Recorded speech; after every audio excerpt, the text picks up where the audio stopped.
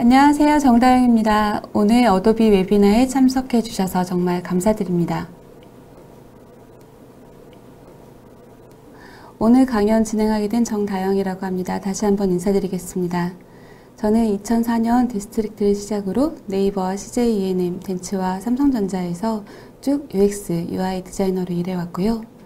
2018년부터는 듀오톤이라고 하는 디지털 기반 UX, UI 디자인 스튜디오를 창업하여 운영하고 있습니다. 그럼 오늘의 강연 제대로 시작해 보도록 하겠습니다.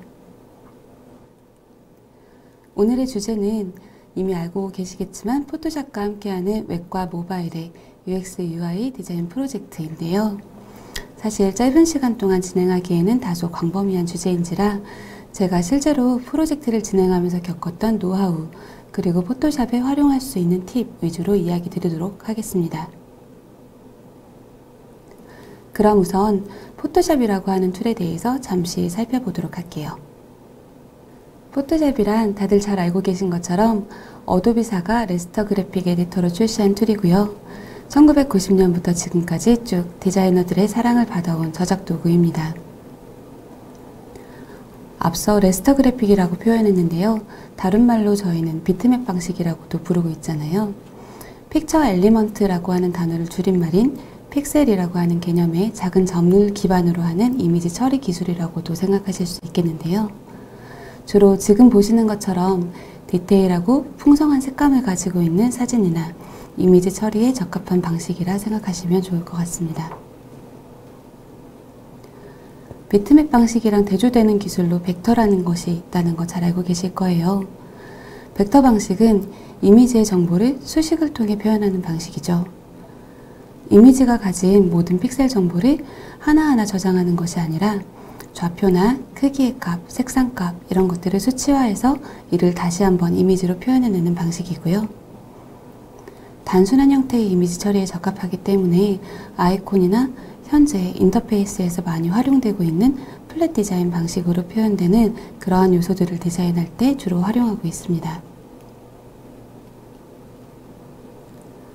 비트맵하고 벡터 방식 가장 큰 차이점으로 이미 알고 계신 것처럼 이미지를 확대하고 축소했을 때 어느 정도 영향이 있느냐라는 점이 있겠는데요.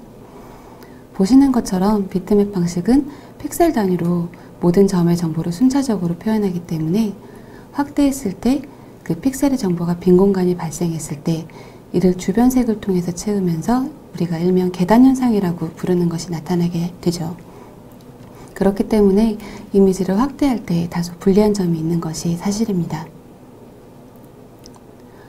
그렇다 보니 많은 디자이너들은 실제 디자인 프로젝트를 진행할 때 사진 이미지와 같은 비주얼 콘텐츠를 처리할 때는 디테일한 표현이 필요로 하기 때문에 비트맵 방식 툴인 포토샵을 많이 쓰고 있죠. 그리고 단순한 도형이나 타이포그래피 위주로 디자인되는 인터페이스 부분을 만들 때에는 XD라든가 스케치, 일러스트레이터와 같은 벡터 툴을 많이 사용하고 있는 것이고요.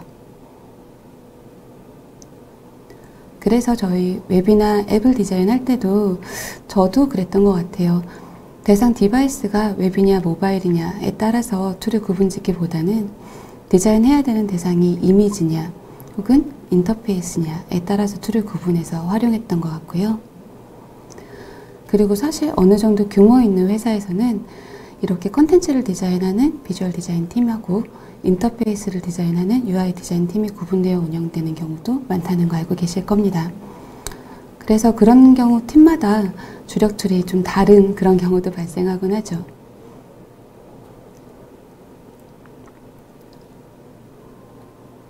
자, 앞서 보신 것처럼 이렇듯 비주얼 콘텐츠를 주로 제작할 때 사용되는 비트맵 방식의 툴 포토샵, 그리고 인터페이스를 제작할 때 주로 벡터 툴인 XD가 사용된다는 거 보셨는데요. 하지만 꼭 그렇다고 해서 꼭 비주얼 처리할 때는 비트맵 툴 써야지, 인터페이스 디자인할 때는 벡터 툴 써야지 이렇게 구분되어 있는 것은 아닙니다. 실제로 아마 저를 비롯해서 많은 디자이너 분들이 굉장히 오랜 시간 포토샵 하나만을 가지고 콘텐츠도 디자인하시고 인터페이스도 디자인하시고 이 모든 것을 다 디자인해 오셨을 거라 생각을 해요.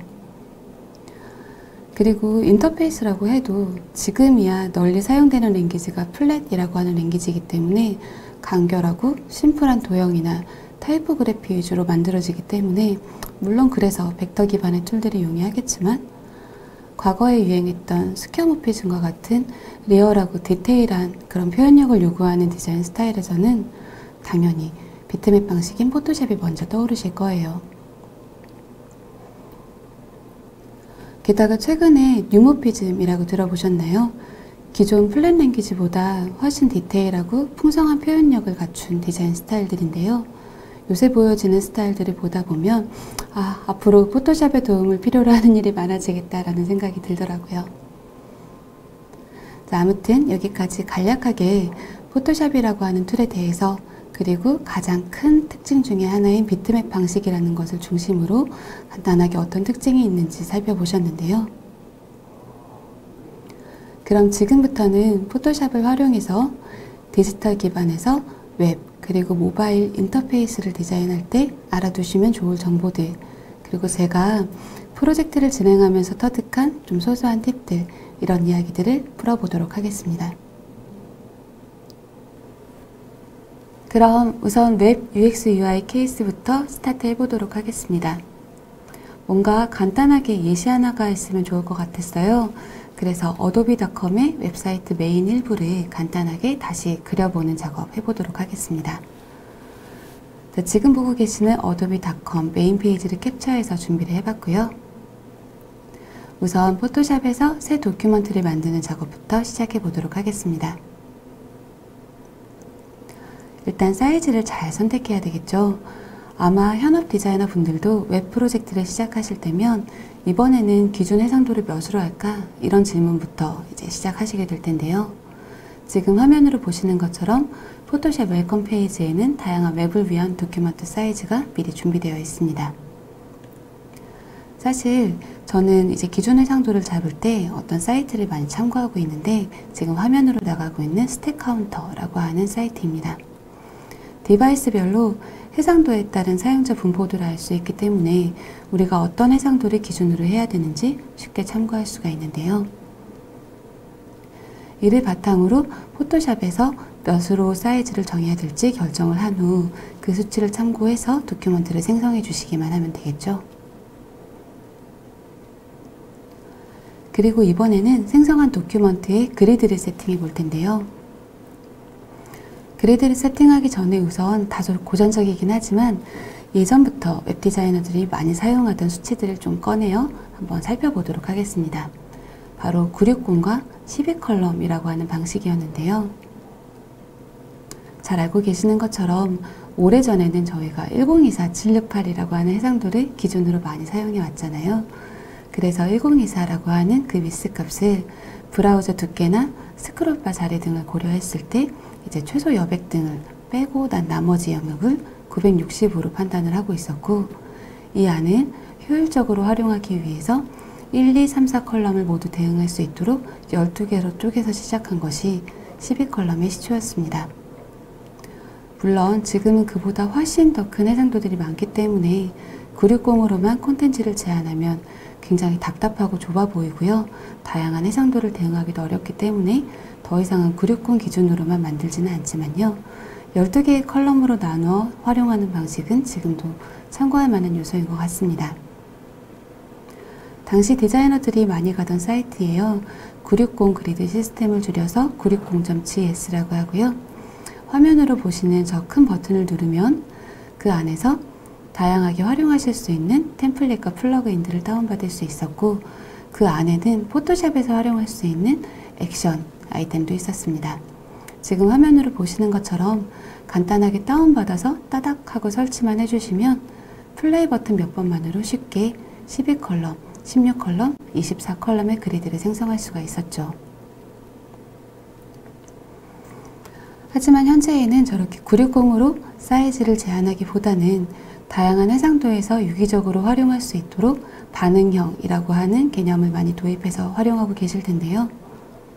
잘 알고 계시는 것처럼 컬럼의 크기는 계속해서 바뀌되 그 컬럼 사이사이의 공간인 거터라고 하는 여백 크기를 통해서 여백을 고정하고 컬럼을 계속해서 사이즈가 바뀔 수 있도록 처리하는 방식이고요. 이 때문에 저희가 그리드를 생성을 할 때에도 이제 컬럼의 사이즈를 가지고 그리드를 세팅하기보다는 컬럼 사이즈를 먼저 결정해서 그리드를 세팅하는 케이스가 훨씬 더 많아지고 있습니다. 자, 지금 보시는 것처럼 거터를 먼저 그리고 이 거터를 통해서 그리드를 세팅하는 게 보이실 텐데요. 제가 임의로 24라고 하는 거터 값을 설정을 했고, 그 거터 값을 12컬럼을 만들기 위해 총 13개로 복제했습니다. 왜 13개인지는 아실 거예요. 그리고 이 13개의 거터를 균등 분할을 했더니 보시는 것처럼 화면에 12개의 컬럼이 나타난 게 보이실 텐데요.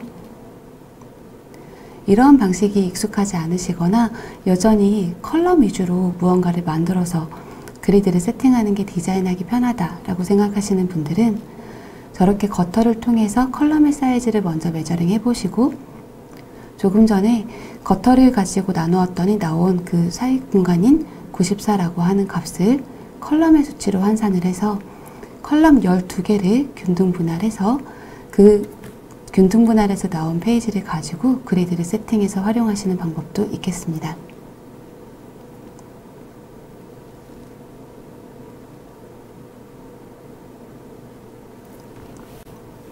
자, 그럼요. 이렇게 만들어진 그리드 안에 이번에는 이미지라고 하는 컨텐츠를 넣어 볼 텐데요.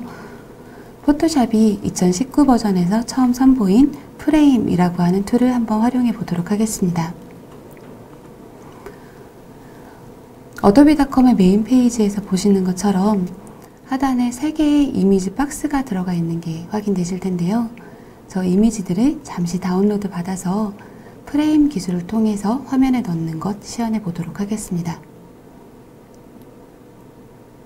자, 우선 아까 전에 생성해 둔 그리드를 다시 한번 눈을 켜서 그 그리드를 중심으로 가이드 선을 생성을 했고요.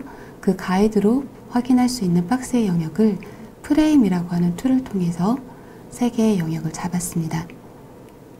그리고 굉장히 간단하게도 다운받은 이미지를 드래그 앤 드롭 방식으로 프레임 안에다가 그냥 놓아만 주었더니 보시는 것처럼 굉장히 깔끔하게 이미지가 쏙쏙 들어가는 게 보이실 거예요. 굉장히 편리하게 이미지를 넣을 수 있는 방식이죠. 그럼 이번에는 이어서 웹에서 반복적으로 활용되는 버튼이라던가 이러한 요소들을 스마트 오브젝트라고 하는 걸 이용해서 좀 더 효율적으로 처리하는 방식에 대해서 말씀드리도록 하겠습니다. 자, 여러 개의 웹페이지에 동일한 버튼이 사용되고 있을 때 만약에 이 버튼에 수정사항이 발생했을 경우 디자이너가 이것을 일일이 찾아다니면서 고치는 것이 아니라 하나의 버튼만 수정을 해도 나머지 버튼들이 자동으로 그 수정사항이 다 반영이 된다면 굉장히 편리하겠죠. 이러한 것들이 가능하게 해주는 것이 바로 스마트 오브젝트라고 하는 기술입니다. 조금 전의 화면에서는 하단에 보시면 Run More라고 하는 저 형태의 버튼들이 동일하게 3개 놓여져 있는 것이 보이실 텐데요. 제가 그 중에 하나를 스마트 오브젝트로 등록해 보도록 하겠습니다. 굉장히 간단하게 레이어드를 선택하고 그냥 스마트 오브젝트를 선택만 했어요. 그리고 나머지 버튼들은 그 스마트 오브젝트로 대체하기 위해서 레이어 상에서 화면 상에서 지우도록 하겠습니다. 이제 아까 만들어 두었던 스마트 오브젝트를 복제해서 원래 버튼이 있던 자리로 배치해 줄 차례이네요. 배치를 마쳤습니다. 그리고 만약에 버튼에 수정사항이 발생했다 라고 하는 경우를 가정을 해서 제가 카피를 한번 바꿔서 적어 볼게요. 런무어를 뷰머어로 바꿔 적고 저장했더니 보시는 것처럼 화면 안에 있는 모든 버튼들이 뷰모어라는 텍스트로 바뀐 것이 보이실 거예요. 자, 이렇듯 스마트 오브젝트를 활용을 하시면 동일하게 반복되는 요소들을 훨씬 더 빠르고 간편하게 처리하실 수가 있습니다. 자, 간단하게만 요약해 보겠습니다. 웹 프로젝트를 진행하실 때 어떻게 도큐먼트를 세팅하면 좋을지 기준 해상도에 대해서 들어보셨고, 그 해상도를 기준으로 만든 화면을 12개의 컬럼 그리드로 나누는 방식에 대해서도 들어보셨고요. 그리고 그 안에 이미지 같은 요소들을 넣을 때 프레임이라고 하는 툴을 활용하시는 방법, 마지막으로 반복적으로 활용되는 버튼 등을 처리할 때 좀 더 용이한 스마트 오브젝트라고 하는 방식까지 웹을 디자인할 때 활용하실 수 있는 4가지 팁에 대해 들어보셨습니다. 자, 그럼 이번에는 모바일 인터페이스를 디자인할 때 알아두시면 좋은 정보들 그리고 팁들 살펴보도록 하겠습니다. 우선 모바일 인터페이스를 디자인하시기 전에 간단하게 저희 사전학습이 필요할 것 같아요. 모바일 인터페이스라고 하는 것이 굉장히 특징적인 요소들이 많이 있는데요. 그 중에서도 저 모바일이라는 단어에 제가 하이라이트를 해두었어요. 모바일, 움직이다 라고 하는 뜻이죠. 가만히 있지 않은, 고정되어 있지 않은 이란 뜻을 가지고 있는 단어입니다. 그 말뜻처럼 모바일 인터페이스를 디자인한다는 것은 내가 만든 인터페이스를 쓰는 사용자들이 계속해서 움직이고 지금 화면으로 보시는 것처럼 덜컹거리는 버스 안에서 활용할 수 있는 화면이기도 할 뿐더러 손가락을 이용해서 움직이면서 한 손으로 어렵사리 터치해야 되는 화면을 디자인해야 된다는 뜻이기도 합니다. 그래서 모바일 인터페이스를 디자인할 때에는 실제로 이 화면을 그려내는 어떤 스킬적인 기술 부분보다는 어떤 식으로 UX를 배치해야 될지에 대한 학습이 무척 중요한데요. 예를 들면 화면을 디자인할 때 사용자들의 손가락이 어디까지 편안하게 닿을 수 있는가를 연구하는 덤존에 대한 정보들이라든가 버튼 사이즈를 어떻게 세팅을 해야 사용자가 터치 간섭이나 터치 에러 없이 정확하게 버튼을 누를 수 있을지에 관한 연구들입니다. 그 외에도 사용자들이 실제로 이 모바일 인터페이스를 보는 환경이 되게 밝은 낮일 수도 있고요. 깜깜한 밤일 수도 있기 때문에 색상이나 타이포그래피의 시인성, 가독성 등이 굉장히 중요한데요. 그렇다 보니 모바일 인터페이스는 요소 하나하나가 굉장히 또렷하고 크고 큼지막하고 색상의 경우 명도 대비가 굉장히 뚜렷한 경우가 많이 있습니다. 이러한 정보들은 특히 컬러 정보들은 머터리얼을 제공하는 머터리얼 컬러스에서 저는 많이 참고하고 있고요. 만약에 머터리얼에서 제공하는 이 컬러들을 포토샵에서 좀 더 손쉽게 활용하고 싶다 하시는 경우 머터리얼 사이트에서 제공하는 팔레트를 저희 포토샵에 있는 스와치에 등록해서 활용하시면 좋을 텐데요. 사실 스와치에다가 컬러 팔레트 추가하는 거는 대부분 다 잘 아실 것 같아서 조금 약간 꼬아서 그 외에 다른 사이트에서 이러한 컬러 코드들을 받았을 때 어떻게 팔레트에 쉽게 등록하는지를 하나 샘플로 보여드리면 좋을 것 같았어요. 그래서 준비한 예시는 드리블입니다. 아마 웹서핑 하실 때 벤치마킹 하실 때 정말 많이 가는 사이트 중에 하나이실 텐데요. 드리블 같은 경우 이렇게 작품을 감상하시다가 이 디자인, 이 컬러, 이 요소들 좀 참고할 만한데? 라는 생각이 드실 경우 들어가셔서 우측에 보시면 컬러 팔레트가 있고요. 이 컬러 팔레트를 다운로드 받으시고 포토샵에 오셔서 쭉 해오셨던 것처럼 컬러 스와치에서 로드 스와치라고 하는 메뉴를 눌러 등록을 해주시면 보시는 것처럼 손쉽게 스와치에 컬러를 추가해서 활용하실 수가 있겠습니다.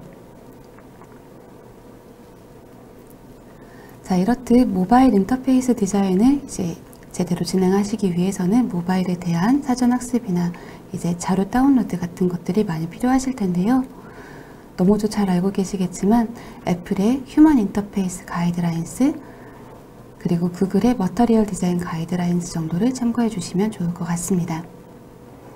자, 그러면 우리 이제 포토샵을 활용을 해서 모바일 인터페이스를 디자인하는 단계로 넘어가 보도록 하겠습니다.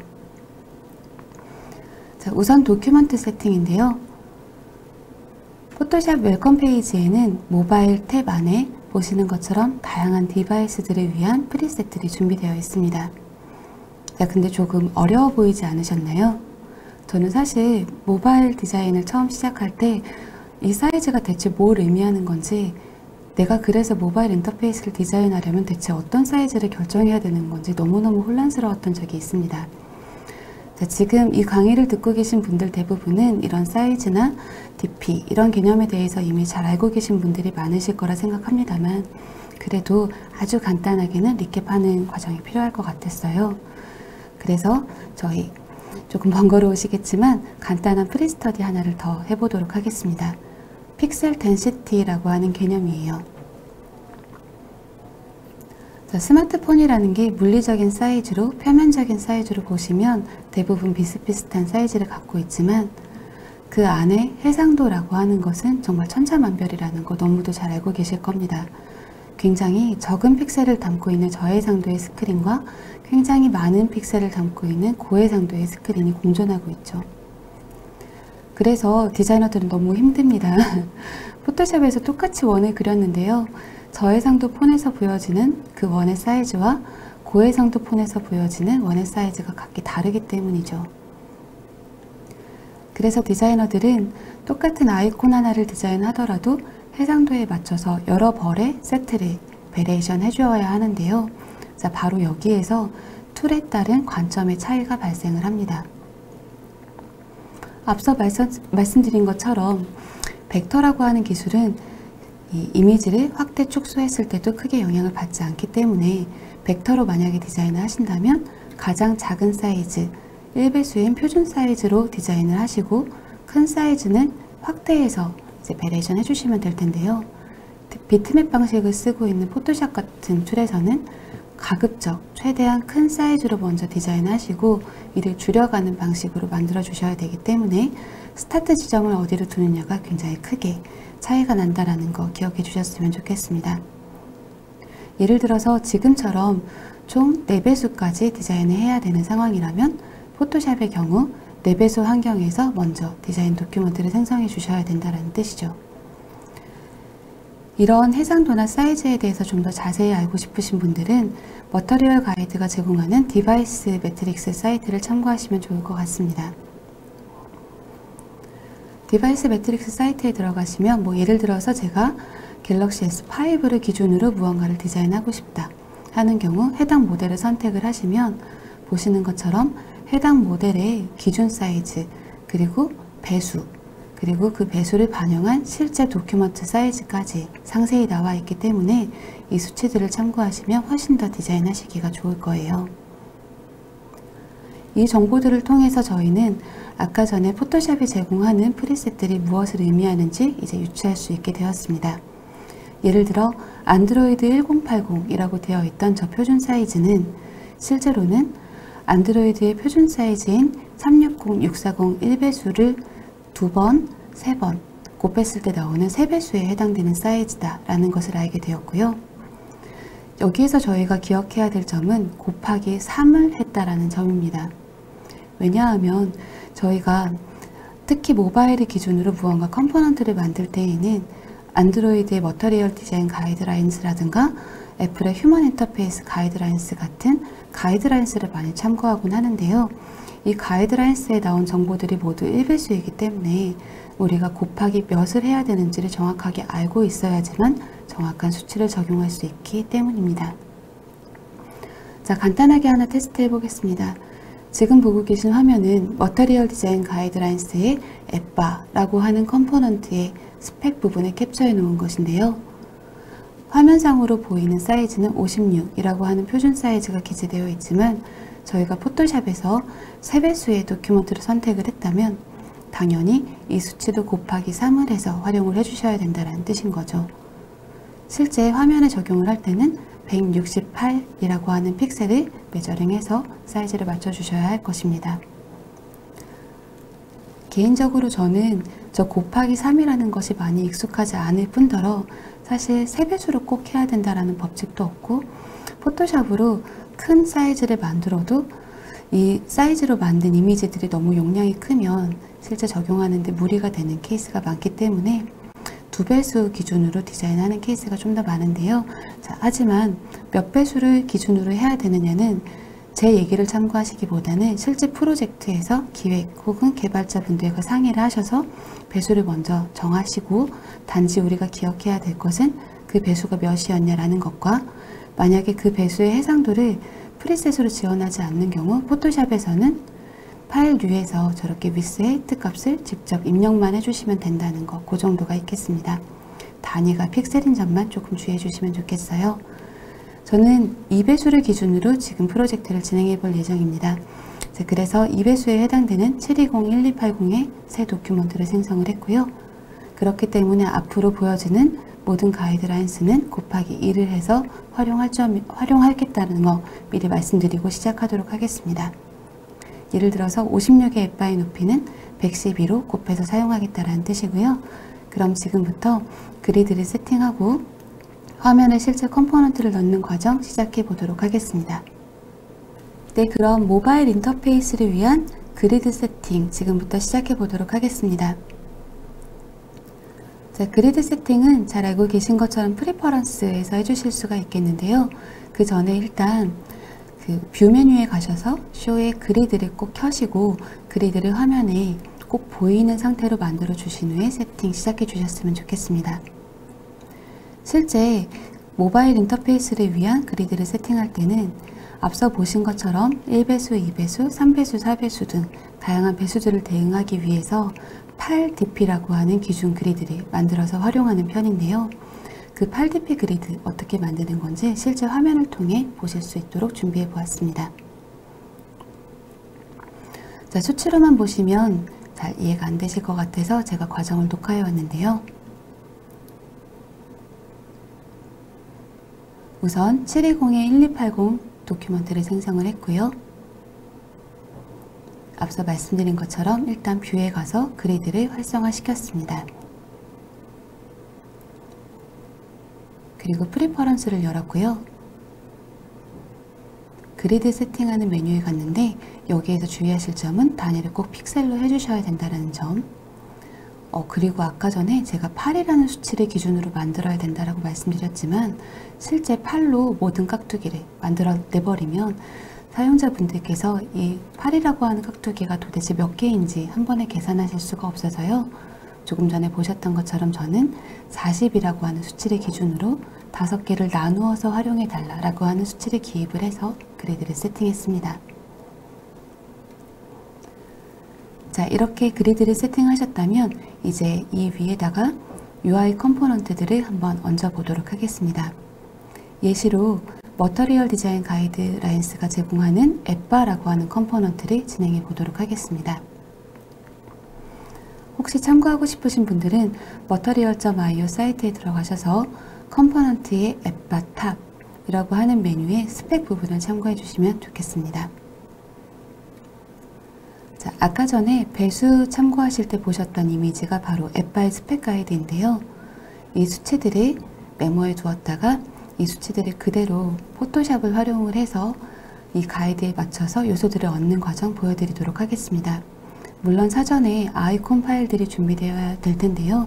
이 아이콘 파일들 역시 머터리얼 디자인 가이드라인스나 휴먼 인터페이스 가이드라인스에서 쉽게 다운받을 수 있으므로 일단 준비해 놓고 실제로 한번 따라하기 해보시면 더 좋을 것 같습니다.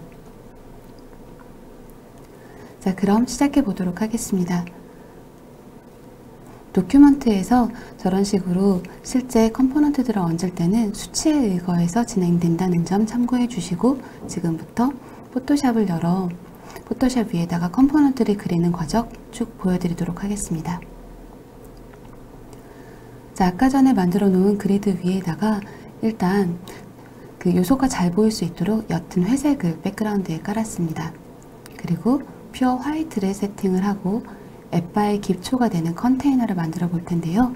화면의 너비인 720과 높이 값의 2배수인 112를 입력하여 보시는 것처럼 앱바의 바탕을 깔아 보았습니다. 그리고 이번에는 그 위에다가 아이콘을 얹어 볼 텐데요. 머터리얼 가이드에 따르면 좌우에 모두 16이라고 하는 여백을 만들어 줄 것을 권장하고 있습니다. 곱하기 2가 될 것이기 때문에 저는 그 위에다가 실제로 깍두기 4개를 활용을 해서 여백을 사용하였고요. 글씨도 가이드라인스를 따라서 로보토의 레귤러 40이라고 하는 수치를 활용을 해서 입력해 보았습니다.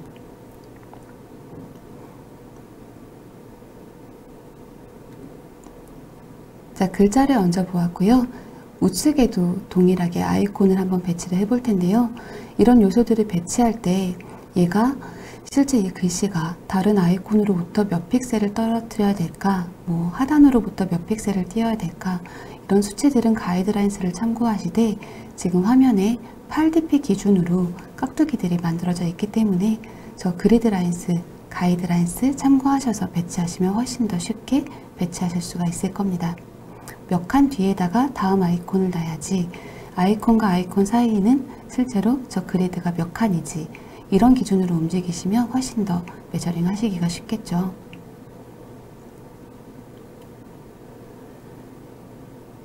자, 이렇게 기준을 가지고 요소들을 배치하니까 훨씬 더 빠르고 쉽게 앱바라고 하는 컴포넌트들을 이제 만들어 볼 수 있었던 게 보이실 거예요.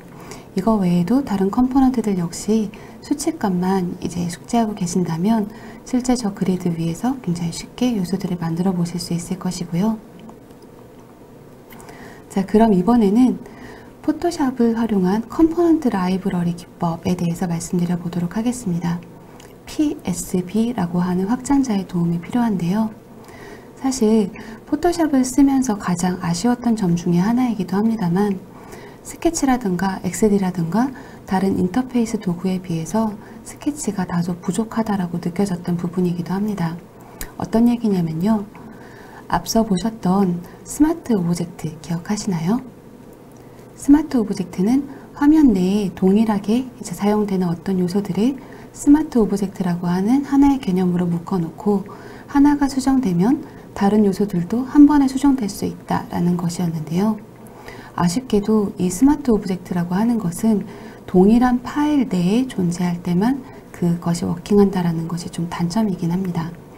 그 말인즉슨 만약에 파일 하나의 오브젝트가 저렇게 같이 모여 있는 것이 아니라 각기 다른 파일 A, B, C에 버튼이 나뉘어져 있는 상태라면 스마트 오브젝트를 더 이상 활용할 수가 없고 예전처럼 일일이 버튼을 하나하나 따라다니면서 수정을 해야 된다는 뜻인데요. 이것을 좀 더 간편하게 어딘가에 클라우드는 아니고 뭔가 어딘가에 버튼을 공유 공간에다 저장을 해놓고 저 버튼 하나만 수정을 하면 저 버튼을 끌어다 쓰는 모든 페이지들의 요소들이 한 번에 다 바뀌게 한다면 얼마나 좋을까? 바로 이런 아이디어에서 컴포넌트 라이브러리를 활용할 수 있는 PSB라고 하는 기술이 나오게 되었습니다. 엄밀히 말씀드리면 PSB는 이렇게 쓰라고 만들어 놓은 확장자는 아닌데요. 어도비가 플레이스 링크드라고 하는 기술을 선보이면서 이것이 가능하게 되었습니다. 실제 어떻게 작동되는지 같이 한번 해보실까요? 자, 그럼 지금부터 PSB를 활용한 컴포넌트 라이브러리 제작 같이 해보도록 하겠습니다. 아까 보셨던 앱바 화면에서요. 이제 실제 어도비닷컴의 앱 화면, 모바일 웹 화면을 한번 만든다라는 가정하에 화면을 디자인해 보도록 하겠습니다. 우선 상단은 앱바라고 하는 스마트 오브젝트로 만들어 두었어요. 그래서 요소들이 만약에 바뀔 경우에도 한 번에 수정을 적용할 수 있도록 미리 선언을 해 두었고요. 어도비 사이트에서 미리 다운로드 받아 놓은 어도비의 로고를 중앙에 배치하고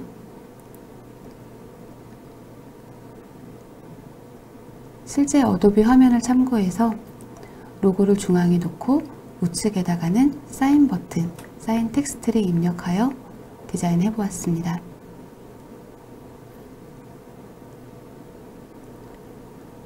글자를 바꿔 쓴 후에는 얼라인 값이 바뀌지는 않는지 수치가 바뀌지는 않는지 다시 한번 꼭 체크해 주셔야 된다는 점 잊지 말아 주시고요.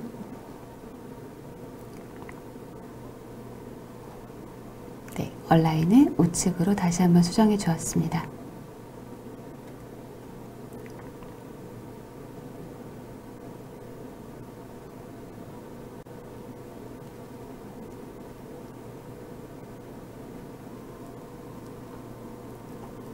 앱바를 완성한 후에는 다시 화면으로 돌아와서 실제 어도비의 화면들을 이어서 쭉 한번 베레이션 해볼 텐데요. 잠시 그 전에 글로벌 마진이라는 것을 먼저 좀 세팅해보고 시작해볼까 해요. 글로벌 마진은 잘 알고 계신 것처럼 화면에서 공통적으로 사용되는 여백을 뜻하는 용어인데요. 머터리얼 가이드 같은 경우에는 좌우에 16이라고 하는 공간을 글로벌 마진 값으로 활용할 것을 권장하고 있습니다. 저희는 8dp짜리 깍두기를 쓰고 있기 때문에 총 4칸을 띄어서 저렇게 글로벌 마진을 가이드로 표현을 해 놓았고요. 저 가이드에 의존하면서 지금부터는 이미지나 텍스트들을 하나씩 얹어 보도록 하겠습니다. 우선 이미지를 하나 배치해 보았고요. 요소들이 배치되는 걸 훨씬 더 잘 보실 수 있도록 백그라운드에 깔아놓은 그레이는 계속해서 유지하고 작업하도록 하겠습니다. 자, 텍스트들이 입력되는 텍스트 필드를 만드는 과정 지금 보고 계시는데요.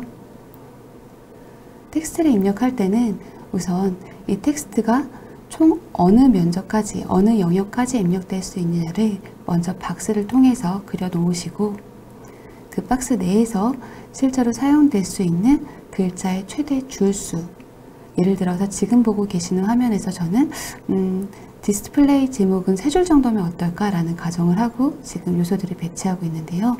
최대 줄수의 기준을 맞추시고 일단 영역을 확보하시는 것이 중요합니다. 저는 지금 아이브로우 영역과 디스플레이 영역, 그리고 그 밑에 들어가는 디스크립션 영역을 먼저 선언하고 텍스트를 고치는 방식으로 디자인하고 있습니다. 자, 우선 이렇게 영역을 먼저 잡아 놓는다라는 것이 중요하고요.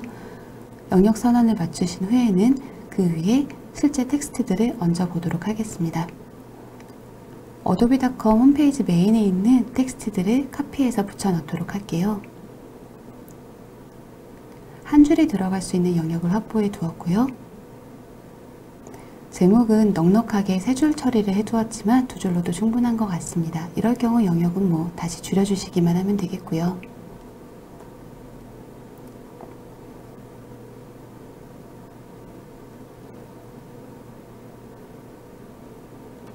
자, 이번에는 디스크립션 영역에다가 텍스트를 붙여 넣도록 하겠습니다.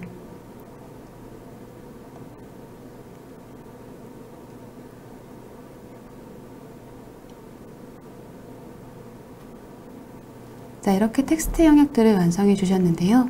텍스트 영역들이 화면 내에 실제 제대로 된 간격을 통해 배치되고 있는가를 확인하시려면 간단하게 옵션 키, Alt 키를 누르고 다른 요소들의 마우스 커서만 대보시면 보시는 것처럼 실제 여백값이 몇으로 형성되어 있는지 그 수치가 눈으로 보실 수 있도록 표시되기 때문에 그 수치들을 참고하셔서 여백값을 조정해 주시면 되겠습니다. 자, 마지막으로 지금 챕터의 주인공인 PSB 컴포넌트 라이브러리를 위해서 겸사겸사 지금 페이지를 전체를 디자인하는 과정까지 보고 계시는데요. 오늘의 주인공인 버튼을 한번 그려보도록 하겠습니다. 먼저 컨테이너를 그리고 있습니다. 컨테이너 사이즈 같은 것을 만들 때도 이제 머터리얼 디자인 가이드나 이런 거를 참고하다 보면 자꾸만 짝수 위주로, 가급적이면 4의 배수나 8배수 위주로 만들려고 하는 습성이 이제 몸에 배더라고요. 이런 점들은 참고만 해주시고, 자, 컨테이너를 만들었고요. 그 위에다가 이번에는 텍스트를 얹어 보도록 하겠습니다. 그나저나 텍스트 툴 선택하자마자 로렘 입춤이라고 더미 텍스트 나오는 거 너무 편리하지 않나요?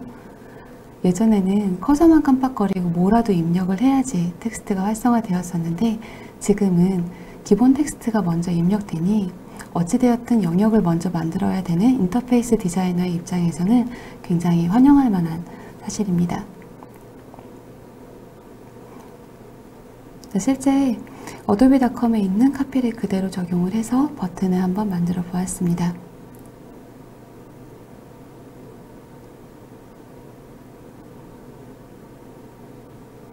그리고 시간을 절약하기 위해 제가 이 백그라운드 컬러라든가 다른 요소들을 조금만 더 튜닝해서 이후 과정 이어서 보여드리도록 하겠습니다.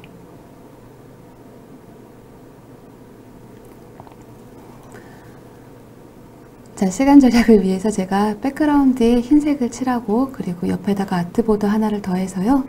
다른 요소들도 동일하게 배치하는 과정을 미리 거쳐 놓았습니다. 자, 지금부터는 저 버튼들이 어떻게 하면 컴포넌트 라이브러리화 할 수 있는가에 좀 집중해서 이야기 들어보실 텐데요. 지금 화면에 있는 버튼은 일단 앞서 보신 것과 같은 스마트 오브젝트 방식으로 만들어져 있습니다.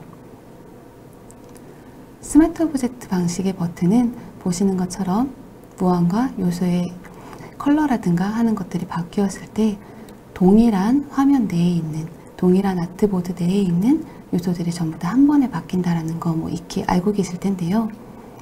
앞서 말씀드린 것처럼 이것은 하나의 파일 내에 존재했을 때만 가능한 일이고, 지금 보시는 것처럼 전혀 다른 새로운 도큐먼트를 열고 그 안에다가 요소를 옮겨 놓았을 때는 그 수정사항을 반영할 수 없다라는 단점을 가지고 있었습니다. 제가 버튼의 색깔을 붉은색으로 바꾸었는데요. 동일 화면 내에서는 적용되었지만 보시는 것처럼 다른 화면 내에 있는 버튼에는 반영되지 않은 것이 보이실 겁니다. 자, 이런 경우 활용해 주실 수 있는 것이 바로 PSB인데요. 저는 버튼을 지금 보시는 것처럼 별도의 확장자 PSB라는 이름으로 루트 공간 어딘가에 저장을 하기 시작을 했고요. 이제 이 버튼은 저장된 위치가 생겼으므로 다른 화면에서 끌어다 쓸 수 있는 그러한 컴포넌트 요소가 되었습니다. 자, 화면 내에 사용되었던 버튼들을 모두 지우겠습니다. 그리고 아까 외부에 저장해 두었던 PSB 버튼을 보시는 것처럼 화면에 불러다가 배치해 보도록 하겠습니다. 다시 한번 보실까요? 파일에서 플레이스 링크들을 활용해 주시면 되겠습니다. 외부에 저장해 놓은 PSB 버튼을 화면의 링크를 통해서 불러다가 배치하고 있는데요. 자, 이렇게 배치된 버튼은 링크를 통해서 모두가 서로 연결되어 있기 때문에 원본 파일에 이렇게 수정사항이 발생을 하고 저장이 되었다면 보시는 것처럼 이것을 링크해서 쓰고 있는 모든 화면들의 그 수정사항들이 같이 반영되는 것이 보이실 겁니다. 굉장히 편리하지 않나요? 그래서 그리고 저는 실제로 무언가 모바일 인터페이스를 디자인할 때는 공통으로 사용될 수 있는 버튼, 앱바, 아이콘, 그리고 스크롤바, 체크박스, 라디오 버튼 이러한 모든 요소들이 미리 PSB라고 하는 링크드해서 쓸 수 있는 파일로 만들어 두고 이 파일들을 모아놓은 라이브러리를 생성해 둔 다음 이 라이브러리에서 요소들을 끌어다가 사용하는 방식으로 디자인을 하고 있는데요. 이런 경우 용이한 점은 이 라이브러리 내에서 무언가 버튼을 하나만 수정을 해주면 이 버튼을 활용해서 만들고 있는 모든 인터페이스 디자인들을 일일이 수정할 필요 없이 한 번에 수정사항을 반영시켜 주실 수 있다는 점입니다. 자, 그럼 마지막으로 이렇게 만들어진 요소들을 익스포트하는 방식에 대해서 가볍게만 들어보실 텐데요. 익스포트야 다들 이미 잘 알고 계시는 부분이라 간단하게 어떤 부분들 참고하시면 좋은지만 화면을 통해서 체크하시고 넘어가도록 하겠습니다. 잘 알고 계시는 것처럼 포토샵은 익스포트 할 때 앞서 확인하셨던 그 모든 해상도를 한 번에 익스포트 할 수 있도록 지금 익스포트 메뉴의 옵션들 보고 계시는데요. 좌측에서 스케일 값을 1배수, 2배수, 3배수를 동시에 선택을 해서 우측 하단에 있는 익스포트 5를 통해서 한 번에 내보낼 수 있도록 지원을 하고 있습니다. 그래서 모든 아이콘들을 일일이 다 리사이징해서 내보내지는 않으셔도 되니 너무 걱정하지 않으셔도 좋을 것 같고요. 혹은 익스포트된 내용들을 개발자에게, 퍼블리셔에게 좀 더 용이하게 전달할 수 있도록 제플린을 통해서 업로드하는 방식도 있겠습니다. 제플린 업로드 방식은 zeppelin.io 라고 하는 웹사이트에 가셔서 플러그인을 설치하시고 그 플러그인을 따라서 이제 파일을 업로드 해주시면 되는데요. 업로드된 화면은 보시는 것처럼 쉽게 수치라든가 요소들의 위치라든가 라는 정보들을 확인할 수 있고 요소 하나하나를 쉽게 다운로드 받을 수 있기 때문에 실제 이제 개발자들과 협업하는 관계에 있는 그런 디자이너 분들이시라면 한 번쯤 활용해 보셨으면 좋겠습니다. 자, 그럼 여기까지 모바일 UX UI 디자인을 위한 간단한 팁들 보셨고요. 썸머리 해보도록 하겠습니다. 도큐먼트 세팅을 할 때에는 실제 내가 기준 해상도를 몇으로 해야 되는지 몇 배수인지를 확인하시는 것이 굉장히 중요하다라고 말씀드렸고요. 그리고 모바일에서 좀 유기적으로 수치들을 활용하시기 위해서는 8dp 기준으로 그리드를 세팅해 놓으시면 훨씬 더 용이하다라는 점들 들어보셨습니다. 그리고 화면 내에서 실제 머터리얼 디자인 가이드를 확인해서 배수를 곱하여 컴포넌트를 디자인하는 과정도 가볍게 한번 보셨고요. 마지막으로 저는 이 부분이 가장 중요했다고 생각이 드는데요. 스마트 오브젝트를 넘어 실제 컴포넌트들이 디자인 시스템 개념에서 라이브러리화 해서 쓸 수 있는 PSB라고 하는 확장자의 활용법에 대해서 들어보셨습니다. 자, 여기까지 오늘의 강연 웹과 모바일 UX UI 디자인 프로젝트를 위한 어도비 포토샵이라고 하는 부분 쭉 들어보셨는데요. 어떠셨나요? 포토샵 정말 강력하고 파워풀한 툴 아니었나요? 자, 그러면 지금까지 들어보신 내용들을 간단하게 한번 리캡해 볼 수 있는, 그러면서 또 겸사겸사 경품도 타가실 수 있는 간단한 퀴즈 하나 준비해 보도록 하겠습니다. 준비되셨나요? 자, 그럼 지금부터 퀴즈 나가도록 하겠습니다. 화면 내에 여러 개의 버튼을 사용할 때 레이어드를 하나로 묶어서 이것으로 등록하면 한 번에 편집하기 용이해졌습니다. 기억하시나요? 이것은 무엇일까요? 지금 댓글창에 적어주시면 추첨을 통해서 선물도 있다고 하니 모두 적극적으로 많이 참여해 주셨으면 좋겠습니다. 네, 그리고 잠시 후 댓글창에 설문조사 링크가 공지될 예정인데요. 참여해 주신 분들께 추첨을 통해 또 선물을 드리고 있다고 하니까 많은 관심과 참여 부탁드리겠습니다. 네, 그럼 오늘의 강연 여기에서 마무리하도록 하겠습니다. 긴 시간 들어주셔서 정말 감사드리고요. 웨비나 공식 강연은 여기에서 마무리되었지만 혹시 궁금한 거 있으실 경우 댓글통에 남겨주시면 답글 드릴 수 있도록 하겠습니다. 설문 참여도 많이 해주시고요. 긴 시간 함께 해주셔서 다시 한번 진심으로 감사드립니다. 감사합니다.